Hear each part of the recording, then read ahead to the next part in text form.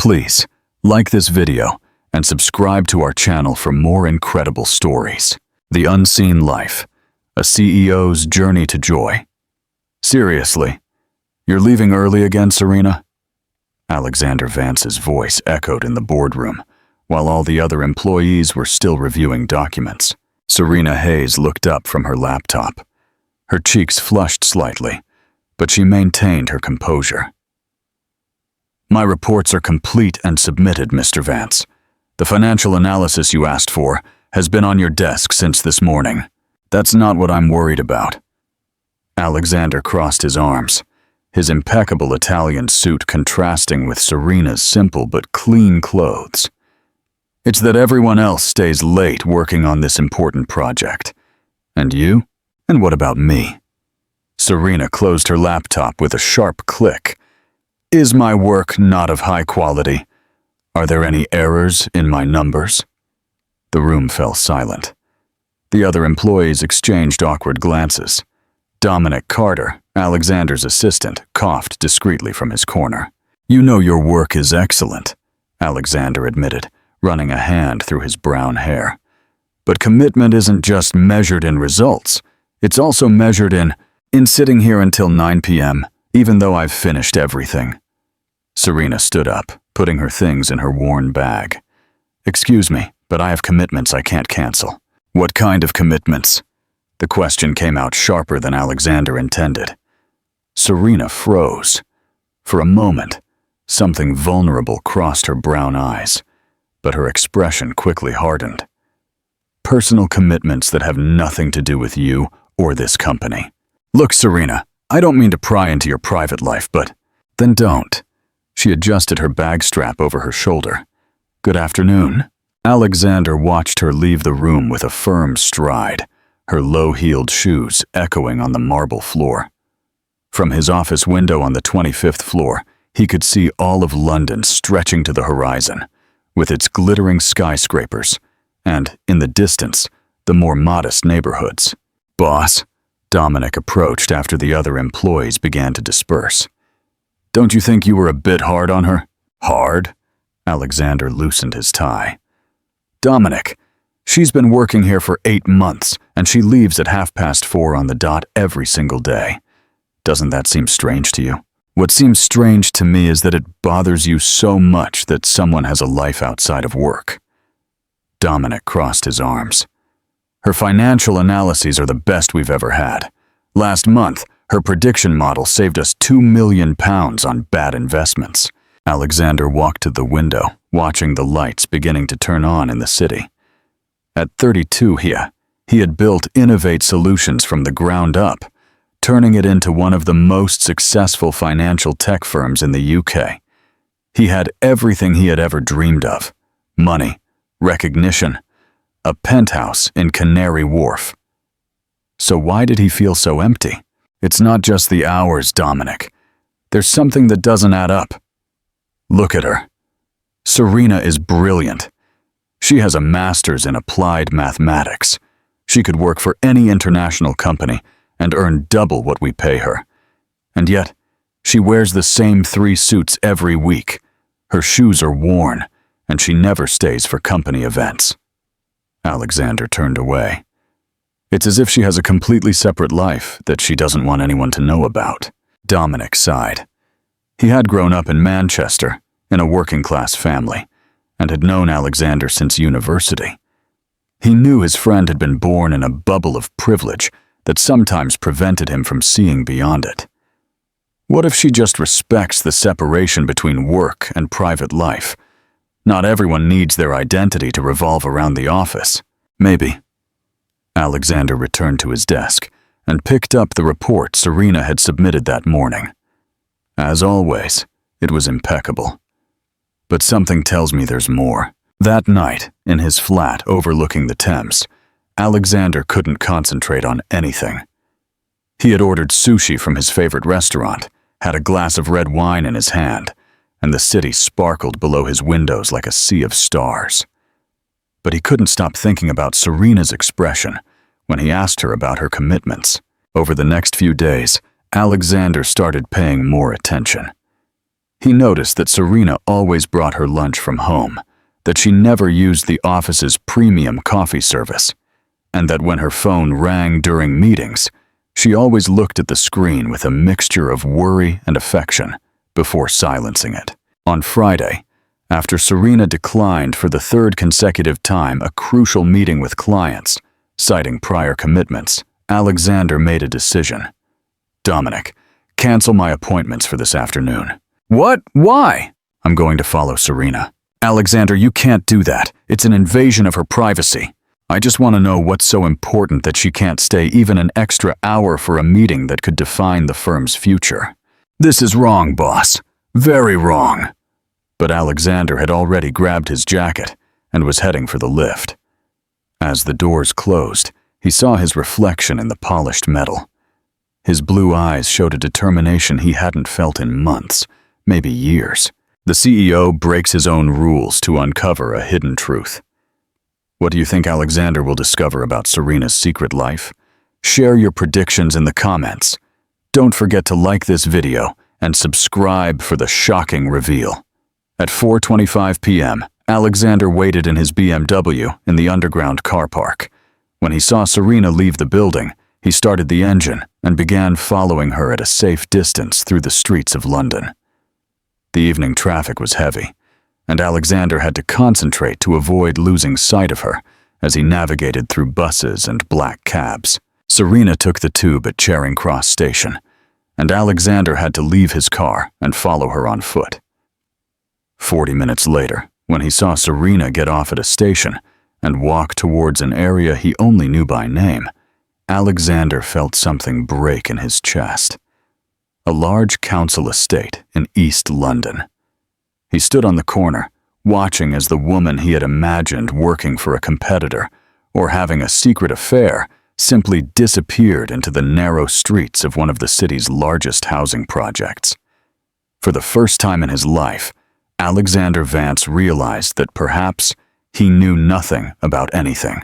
Alexander stood at the entrance to the estate for nearly 10 minutes, feeling his orderly world waver. The sounds of the neighborhood surrounded him. Children playing football on a dirt pitch, grime music spilling from homes, the murmur of conversations on the narrow pavements. He ventured a few steps inside, keeping a safe distance, but trying not to lose sight of Serena.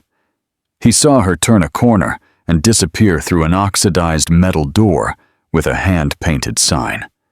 The Hope Community Center. From a position where he could see without being seen, Alexander watched as Serena unlocked the door with her own key. She wasn't a visitor. She was someone who belonged there. Inside the community center, Serena took off her blazer and rolled up her sleeves. The room was small, with peeling paint on the walls, but clean, and a green chalkboard that had seen better days. She began to write complex mathematical equations as the first students arrived. "Miss Hayes!" a boy of about 16 shouted as he ran in. "Liam already knows the derivatives you taught him last week." "Hello, Liam."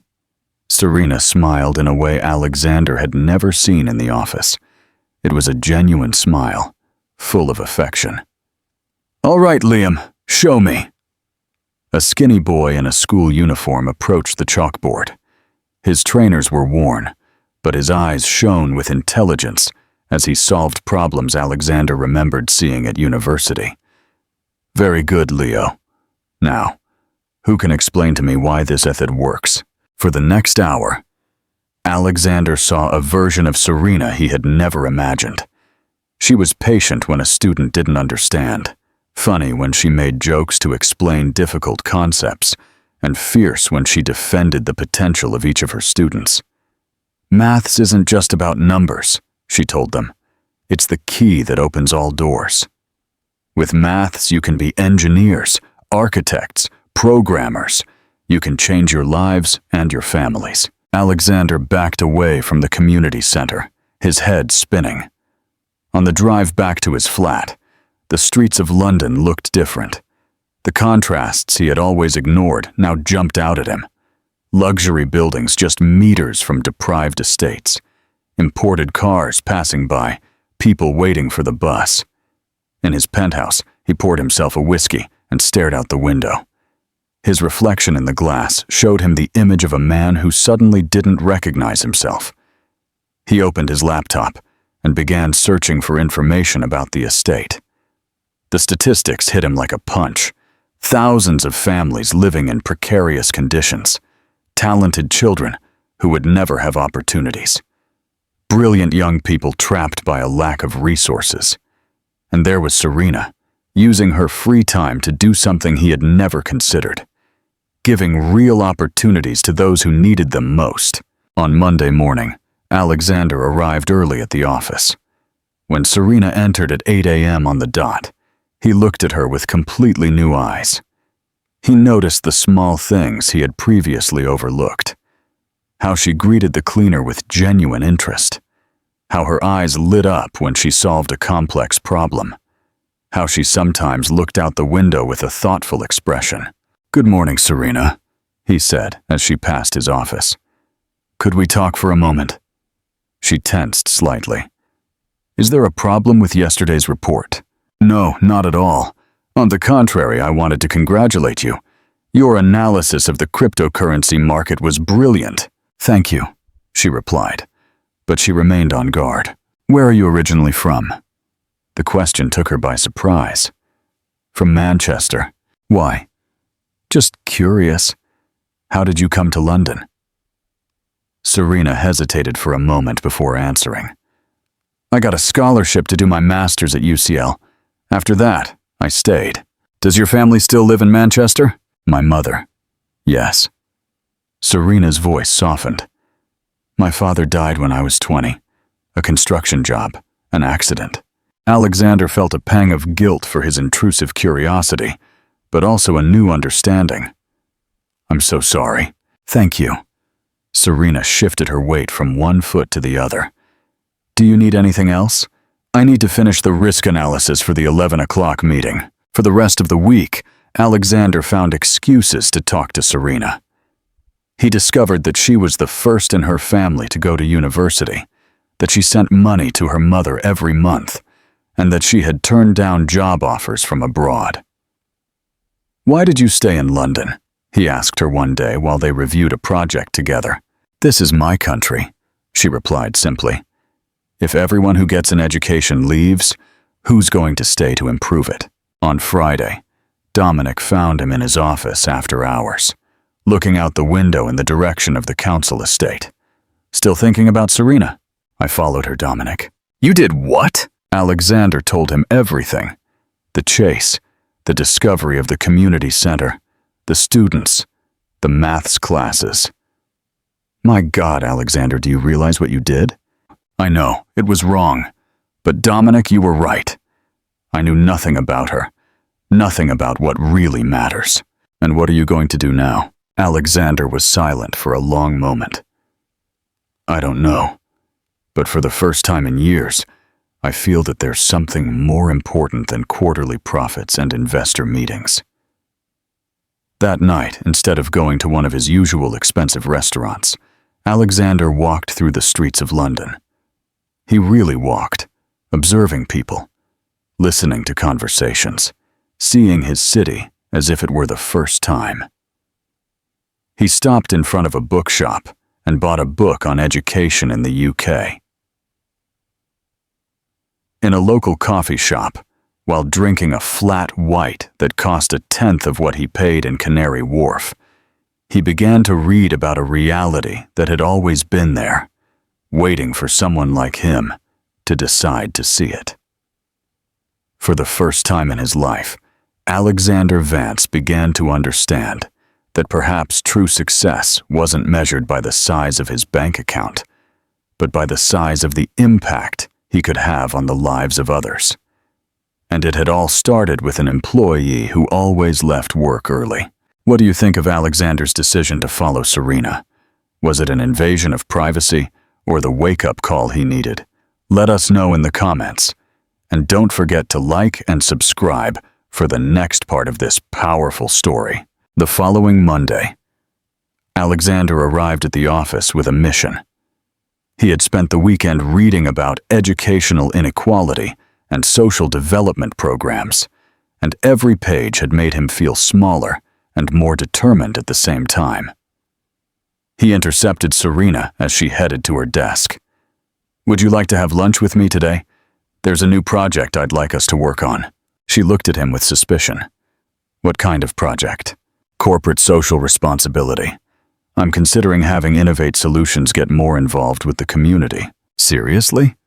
There was a mix of surprise and skepticism in her voice. "And why now, of all times?" "Let's just say I've been reflecting on the purpose of our company beyond just generating profits." During lunch at a restaurant near the office, Alexander tried to sound casual as he asked questions about charities and educational programs. Serena answered with a knowledge that surprised him, but she maintained a certain distance.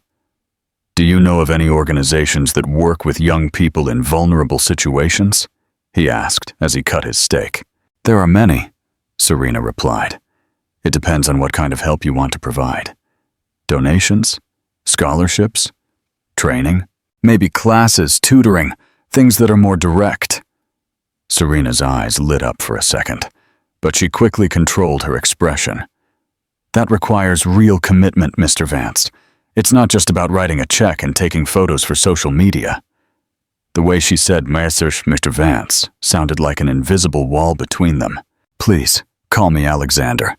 And yes, I understand it requires real commitment." In the following days, Alexander began offering to drive Serena home after work. She always politely declined, but he noticed how she looked at her watch when it was nearly 4:30, how she organized her things with military precision to leave on time. "Do you live far?" he asked one day. "Not too far," she replied vaguely. "Public transport works well. If you ever need a lift." "Thank you, but it's not necessary." The opportunity Alexander had been waiting for came 2 weeks later. The firm had a crucial presentation with a group of Japanese investors who were considering a strategic alliance. Serena's analysis of the Asian market would be fundamental to the meeting's success. During the presentation in the main conference room, Serena presented charts and projections that left the Japanese bemused. "Ms. Hayes," the head of the Japanese delegation said, "your analysis is very insightful. Have you considered expanding this model to other emerging markets?" "In fact, yes," Serena approached the projector. "If you look at these patterns in Brazil and India, you can see similar opportunities." Alexander watched her command the room with a confidence that left him breathless. This was the real Serena, brilliant, passionate, and completely in control of her element. After the meeting, when the Japanese had left, visibly impressed, Alexander approached her. "That was incredible. You just secured a £10 million alliance." "I just did my job," Serena replied, but there was a spark of satisfaction in her eyes. "No, you did much more than your job. You were brilliant." For the first time since he had known her, Serena smiled genuinely at a compliment from him. "Thank you, Alexander." The way she said his name, without the formal Mr. Vance, made something stir in his chest. That afternoon, he decided it was time to act. He had researched corporate social responsibility enough to sound credible, and he had found information about several community centers in London, including one that, coincidentally, was called the Hope Community Center.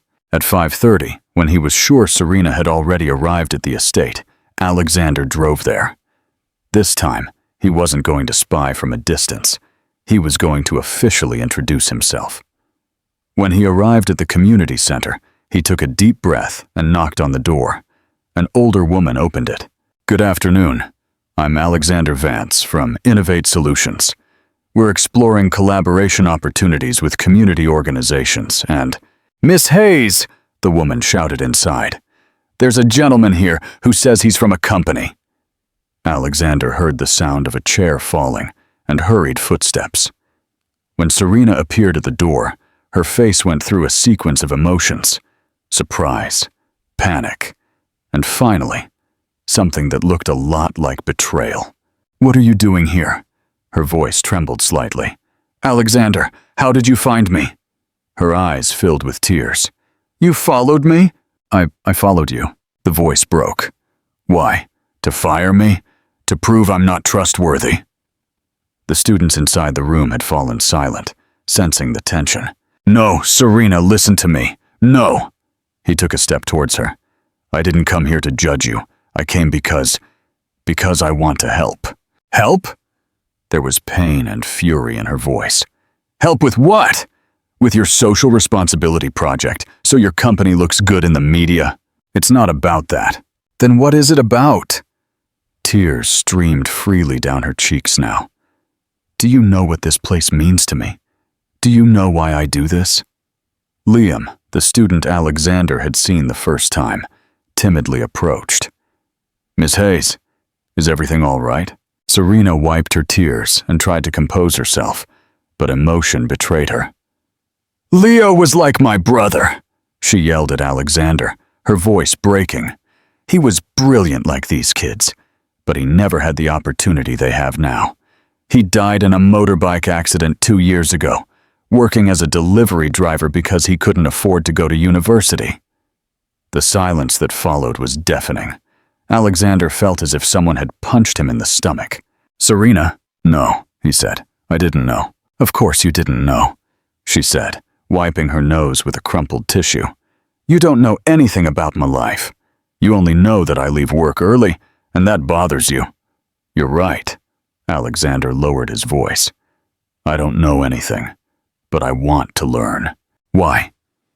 She looked him directly in the eyes. "Why now?" Alexander looked around the community center, the peeling walls decorated with the kids' drawings, the chalkboard full of equations, the students watching them with curiosity and concern. "Because for 8 months I worked alongside an extraordinary person and was too blind to realize it," he finally said. "Because you do something I've never done. You change lives for real." For the first time since he had arrived, Serena didn't know what to say. The silence stretched for several seconds that felt like hours. The students watched the scene without fully understanding what was happening, but sensing the importance of the moment. "You don't believe me," Serena finally murmured. "Why do you say that?"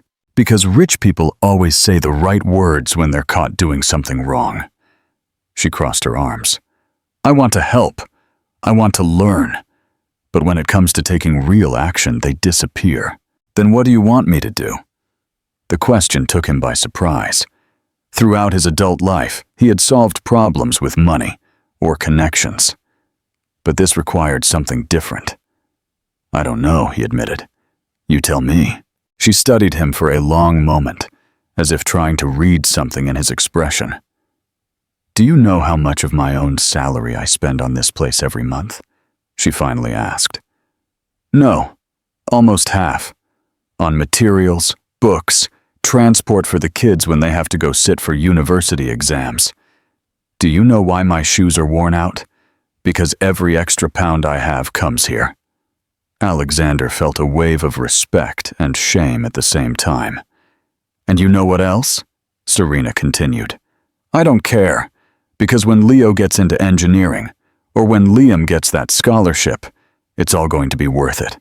"Let me help with that," Alexander said immediately. "With money, with whatever you need." Serena shook her head. "That's exactly what I expected you to say. You think you can solve everything with your checkbook. Then what do you want me to do?" Camilla looked at her students, who were pretending to be focused on their notebooks, but were clearly listening to every word. "If you really want to help, come back tomorrow at 5, but not as the CEO of Innovate Solutions. Come as someone who wants to teach maths to kids who need it." "But I'm not a teacher. Neither was I when I started." Camilla gathered her things. "We'll see tomorrow if you're serious, or if this is just a bored rich man's curiosity. A CEO is given a chance to prove his true worth. What do you think will happen when Alexander tries to step out of his comfort zone and into the classroom? Share your predictions and subscribe for the beautiful culmination." Alexander arrived at his flat that night completely disoriented. He poured himself a whiskey and stared at the city lights. But for the first time in months, the view didn't calm him. The next day at the office, he couldn't concentrate on anything.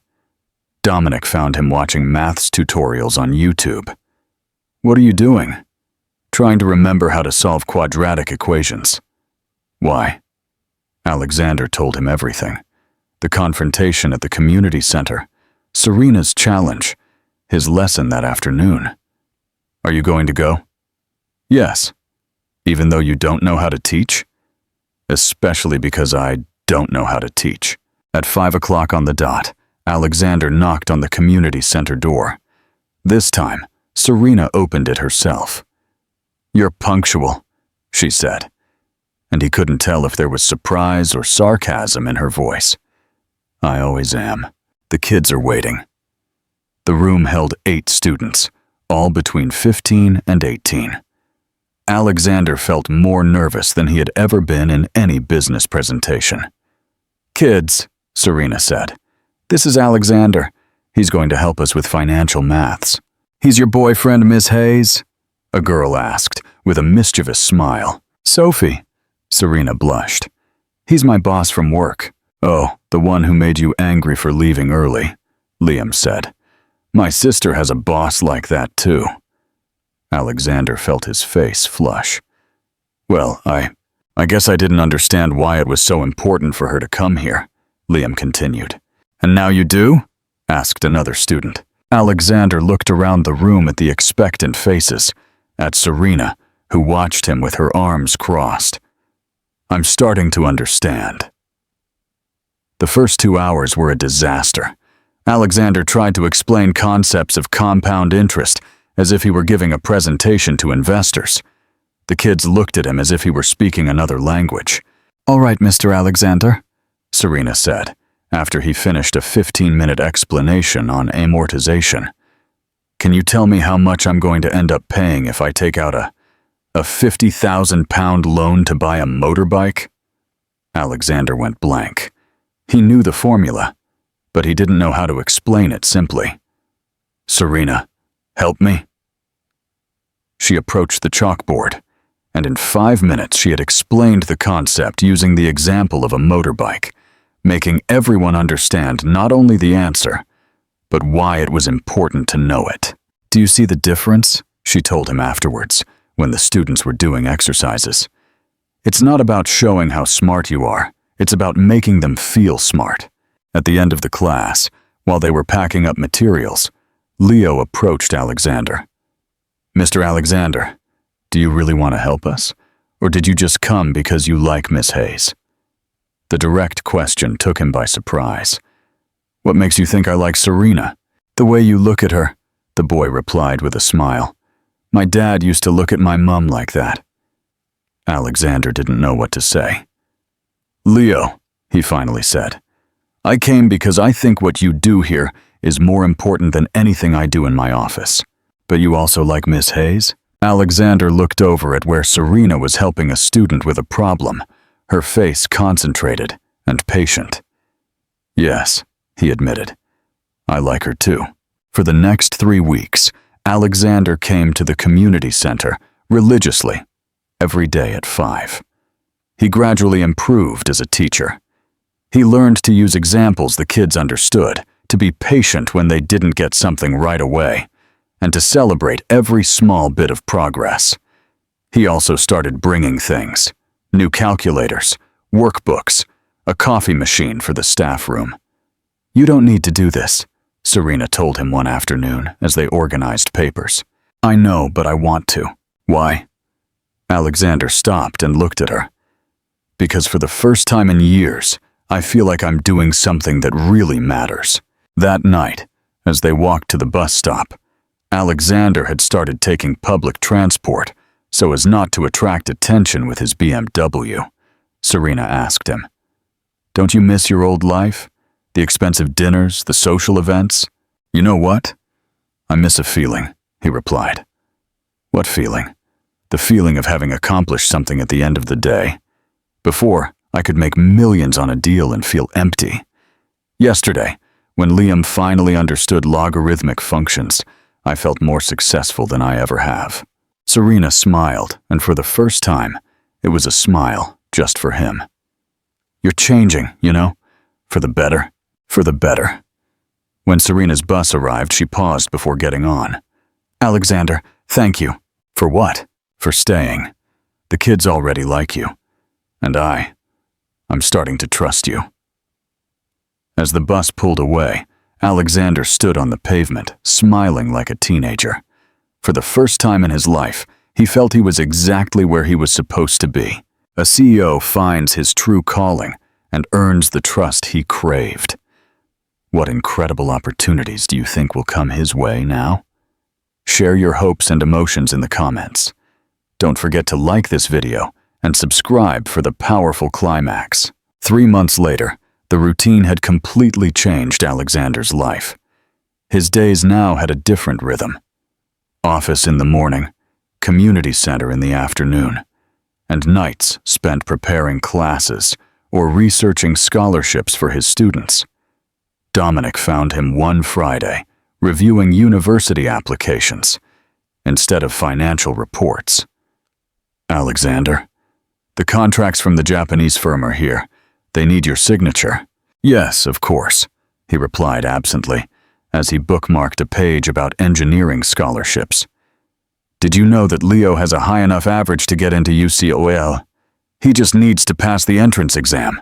"That's great, but we have a board meeting in an hour." "Dominic, do you think we should create a corporate scholarship program? We could use a portion of the quarterly profits too." "Alexander," Dominic sat across from him, "are you all right?" "Better than ever. Why?" "Because 3 months ago, you were a workaholic obsessed with profits, and now you seem to only care about a council estate and an employee." Alexander looked up from the papers. "She's not just an employee, Dominic. I don't know." Alexander leaned back in his chair. "I just know that when I'm with her and the kids, I feel like my life has meaning." That afternoon at the community center, Alexander arrived with exciting news. "Leo! Serena!" he shouted as he entered. "I have something to tell you. I got the firm to donate £50,000 for new books and equipment." The shouts of joy filled the room. Serena approached with a smile that left him breathless. "How did you get it?" "Let's just say I used my powers of persuasion with the board," he replied, proud. "I also got contacts at 3 universities who are interested in offering scholarships to our students." "Our students?" she asked, raising an eyebrow. "Well, you're students, but I feel like a part of this now." That night, after everyone had left, Alexander and Serena stayed behind, organizing the new materials. "Alexander," she said as she stacked books, "can I ask you a personal question?" "Of course. Why did you never get married? You're 32, successful, handsome. You must have had opportunities." The question took him by surprise. "I've had relationships, but I never found someone who made me want to be a better person." Their eyes met for a moment that felt like an eternity. "And now?" she asked in a low voice. "Now I have," he replied, taking a step closer. The moment broke when Alexander's phone rang. It was Dominic. "Alexander, I need you to come to the office. It's urgent." "What happened?" "A buyout offer has come in, from New York. They want the whole company." An hour later, Alexander was in his office reading the most incredible proposal of his career. A U.S. corporation offered to buy Innovate Solutions for a sum that would triple his personal fortune. "When do they need an answer?" he asked. "In 2 weeks," Dominic replied. "Alexander, this is the opportunity of a lifetime. With this money, you could retire at 32. And what would I do after that? Whatever you want. Travel, invest, start another company." Alexander looked out the window in the direction of the council estate. "What if I don't want to sell? Are you mad? It's a fortune. But you'd have to move to New York. It would be part of the deal. And what's the problem?" "The problem is that my life is no longer just here in this office, Dominic." The next day, Alexander couldn't concentrate on work. The proposal was on his desk like a bomb waiting to explode. He spent the weekend thinking about the implications. On Monday, he arrived early at the community center to find Serena preparing a special class. "What are we celebrating?" he asked, seeing decorations in the room. "Leo was accepted into engineering," she replied, her eyes sparkling. "And Sophie got a partial scholarship for management. It's incredible." Alexander hugged Serena without thinking, and she let him. "We did it," she whispered against his chest. "You did it. I just helped a little." "That's not true. Without your support, without the materials, without the contacts, this wouldn't have been possible." During the celebration, seeing Leo and Sophie surrounded by their classmates, planning their university future, Alexander felt a happiness he had never experienced with any business success. That night, as they walked to the bus stop, Serena took his arm. "Alexander, I have to tell you something." "What?" "I think I'm falling in love with you." He stopped dead. "Serena, you don't have to say anything." She let go of his arm. "I just wanted you to know. These months working together, seeing how much you care about the kids, how you've changed.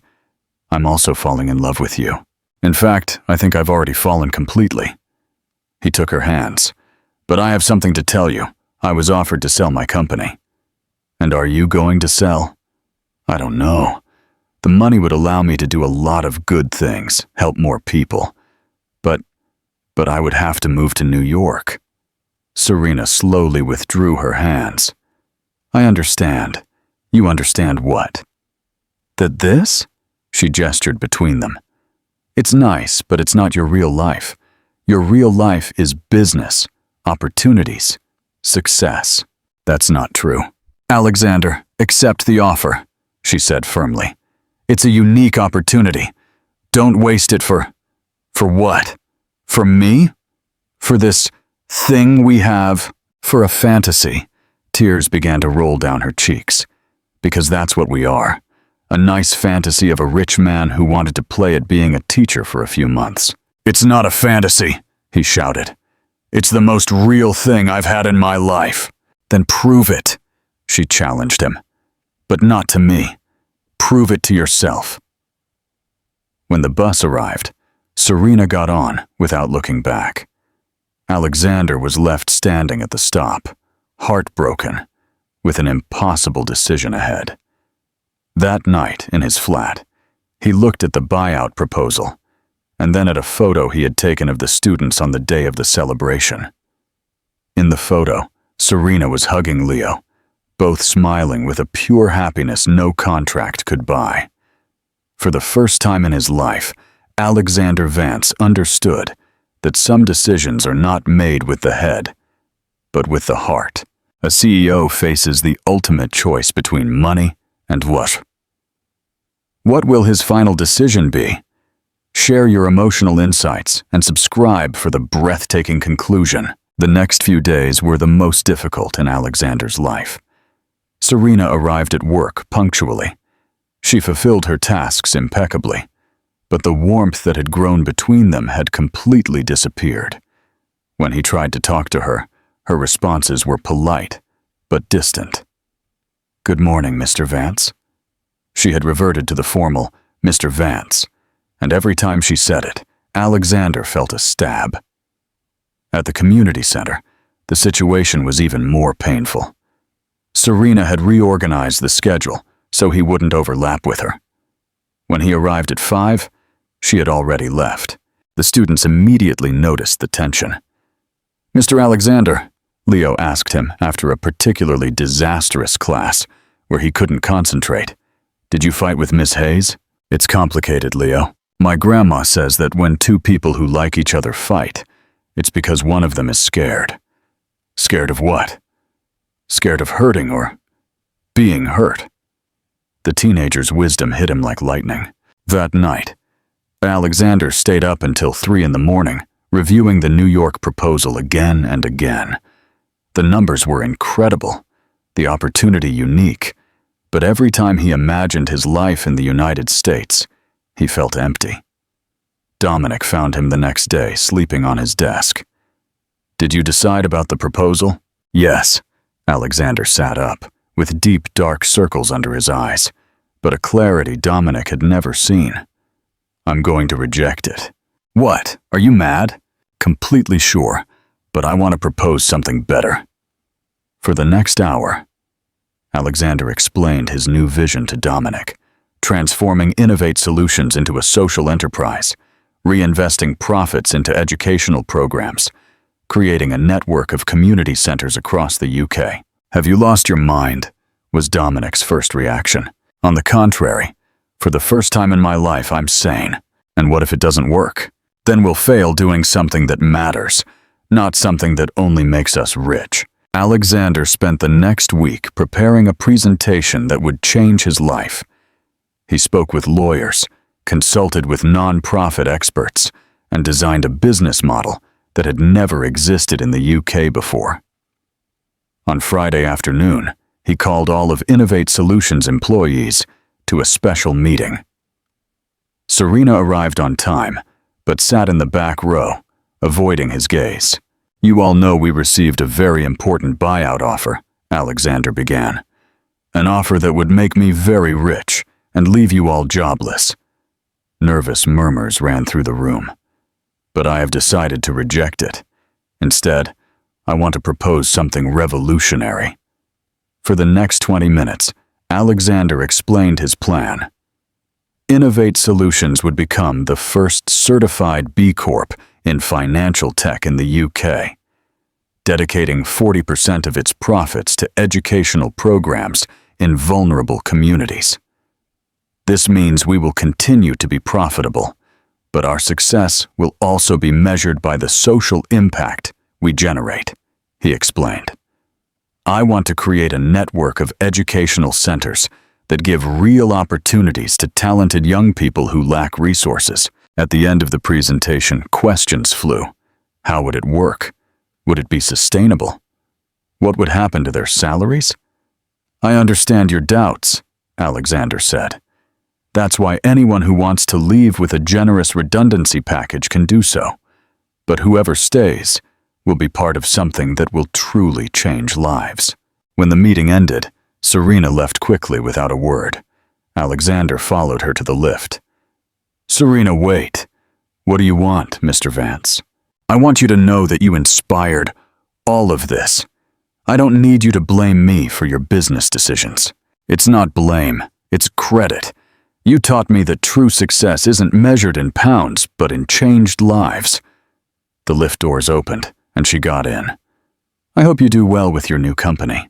Aren't you going to be a part of it?" "I already submitted my resignation. My last day is next Friday." "Why?" For the first time in days, she looked him directly in the eyes. "Because I can't work for someone I'm in love with, and who is going to break my heart when he realizes this is just a phase." The doors closed before he could respond. That night, Alexander drove to the council estate, his heart in his throat.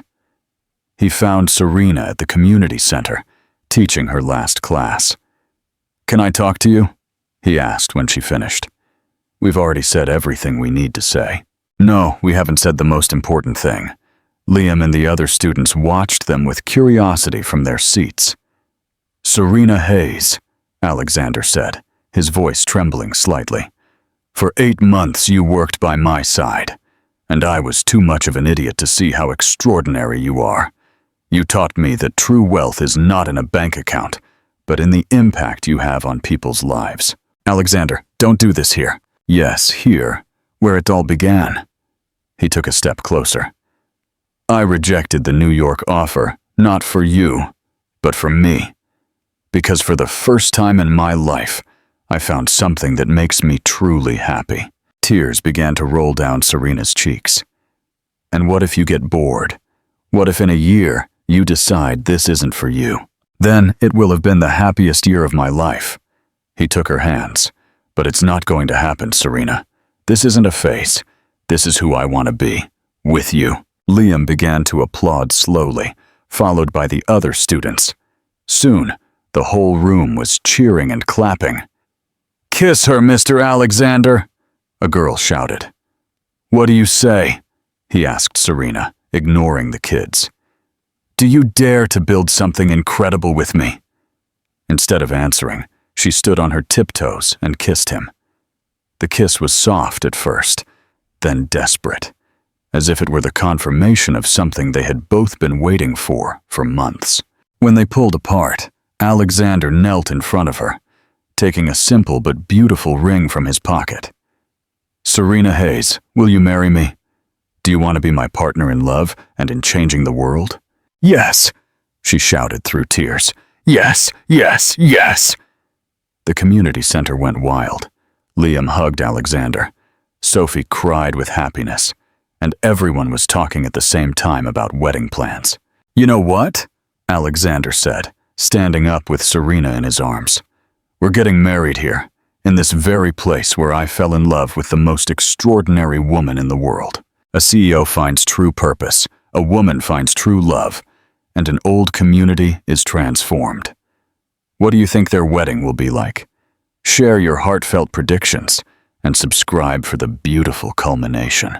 6 months later, the Hope Community Center was decorated with white and yellow flowers. Alexander's former colleagues mingled with the families from the council estate. The students served as groomsmen and bridesmaids, and Dominic officiated the ceremony as best man. Serena walked down the makeshift aisle on Liam's arm, who had asked for the honor of giving her away. Her dress was simple but beautiful, and her smile lit up the entire room. "Nervous?" Dominic asked Alexander. "Not at all. For the first time in my life, I'm completely sure of something." When Serena reached the altar, dressed in a simple white gown she had chosen from a local boutique, Ethan knew that all the mistakes, misunderstandings, and months of separation had been worth it to get to that moment. Their vows were simple, but profound. "Serena," Alexander said, "you taught me that true love isn't about pretending to be someone else, but about finding someone who loves you for who you really are. Ethan, you taught me that the greatest wealth isn't in a bank account, but in having the right person to share every day with." When the priest declared them husband and wife, Mrs. Hayes applauded louder than anyone. "Finally!" she shouted. "A grandson who knows how to choose well!" The party lasted until dawn, with traditional food and dances that blended the Spanish, Venezuelan, and British traditions of both families. At the end of the night, Ethan and Serena sat in the same spot where they had had their first honest conversation months earlier. "You know what's the funniest thing about all this?" Serena said. "What?" "That it started with a broken-down BMW lie." "Do you regret the lie?" "The lie, yes. The broken-down BMW, never." Ethan laughed and kissed her under the same starry sky that had witnessed their first fake love, and now their true and forever love. "Hey, Ethan," Serena said suddenly. "What? You never paid me the other £5,000 from the first time. Seriously? On our wedding night you're going to charge me? Who says you can't mix love with business?" And laughing like two teenagers in love, they headed into their new life together, knowing that the best was just beginning. Green Innovation Vance Hayes now occupied 3 floors of a modern building in the heart of London. The walls were decorated with international awards, photographs of their projects in over 10 countries, and a framed photo of a broken-down blue BMW that new employees always asked about. Why was it there? Serena, now 28, with a master's in sustainable engineering, reviewed the blueprints for the company's most ambitious project, a completely electric public transport system for Bogotá, Colombia. "Ready for the trip?" Ethan asked, entering their shared office. "Almost. I just need to review the energy efficiency calculations one more time." "Serena, you've reviewed them 15 times. They're perfect. It's just that it's Bogotá, Ethan. It's my home country. I want it to be perfect." Ethan approached and hugged her from behind as she continued working. "It's going to be perfect, because you designed it." The next day, they flew to Bogotá to present the project that could change public transport for all of Colombia.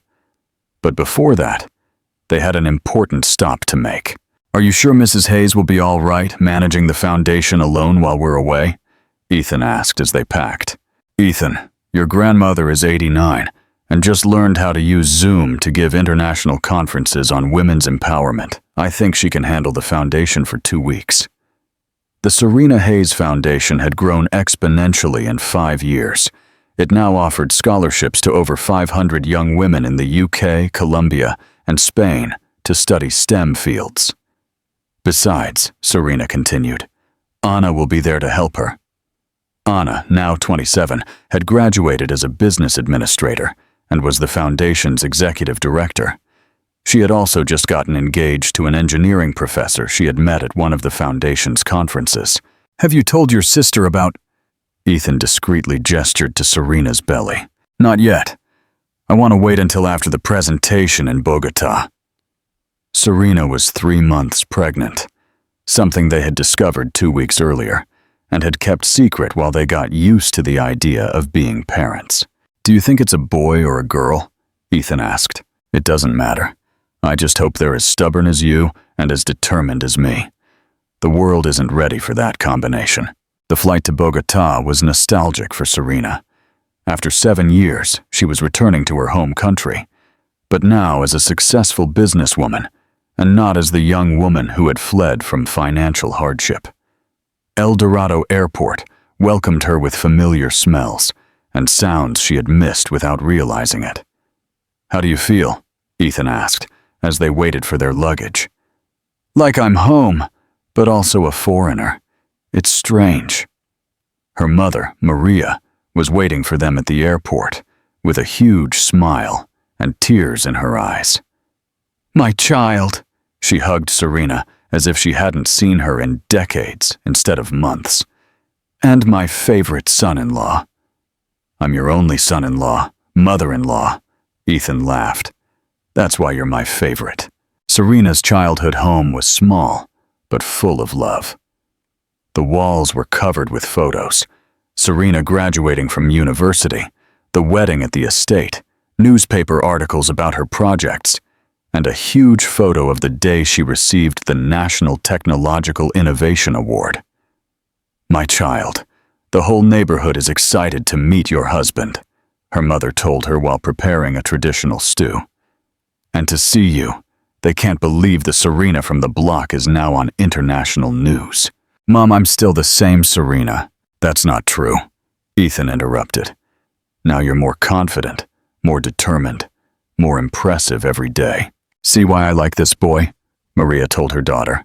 The project presentation at the government palace was a resounding success. Serena spoke in perfect Spanish with the Colombian accent she had automatically regained, while Ethan presented the financial and implementation aspects. "The system you're proposing could reduce air pollution in Bogota by up to 60%, the Minister of Transport said. "When can we start?" "Tomorrow if you want," Serena replied with a smile. After the presentation, as they had dinner at one of the most elegant restaurants in the city, Ethan asked her a question he had been thinking about for days. "Do you regret leaving Colombia?" Serena contemplated the question as she looked at the lights of Bogota from the restaurant window. "No. If I hadn't left, I would never have met you. I would never have discovered what I'm capable of. But I'm glad to be back, even if it's only for a short time." "What if I told you we could stay longer?" "The project will need direct supervision for at least 2 years. Would you move to Colombia for me?" "I would move to the moon for you." "Well, Colombia is closer, and our son or daughter could meet both their grandmothers." "Our son or daughter." Serena smiled and took Ethan's hand, placing it on her belly. "Surprise!" Ethan was speechless for a few seconds. Then his face lit up with the biggest smile Serena had ever seen. "Seriously? When?" "In about 6 months." Ethan got up from the table, picked her up, ignoring the curious glances of the other diners, and kissed her passionately. "I love you, Serena Hayes Vance. And I love you, Ethan Vance Hayes." "Hey, that's not your legal name. Who says I can't invent my own names?" 6 months later, at the most modern clinic in Bogota, Isabella Carmen Vance Hayes was born. a girl with her father's blue eyes and her mother's fierce determination. Mrs. Hayes, who had traveled especially from London to meet her first great-granddaughter, held her with trembling hands but a firm heart. "Welcome to the world, my princess," she whispered.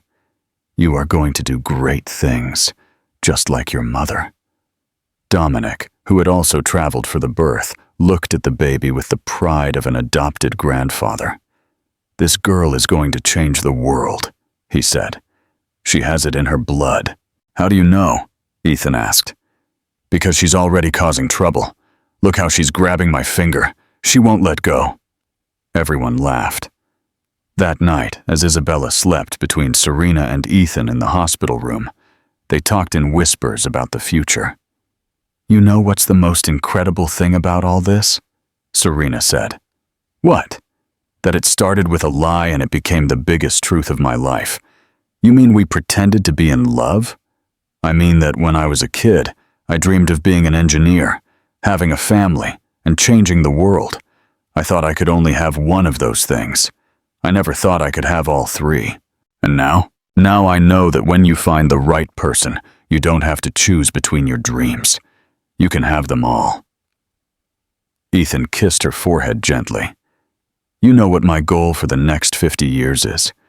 To make sure you never have to choose between anything. That you can always have all your dreams. What if I dream of conquering Mars? Then we're going to need a very big spaceship." Isabella chose that moment to wake up and cry, as if protesting at being excluded from the conversation. "She's already giving her opinion." Serena laughed as she picked her up. "She's definitely your daughter," Ethan said. And so, in a hospital room in Bogota, with their daughter in their arms and the love of her life by her side, Serena Hayes knew that her story had found the perfect ending. Or rather, the perfect beginning. Because some love stories don't end with, "and they lived happily ever after." They end with, "and their happiness was just beginning."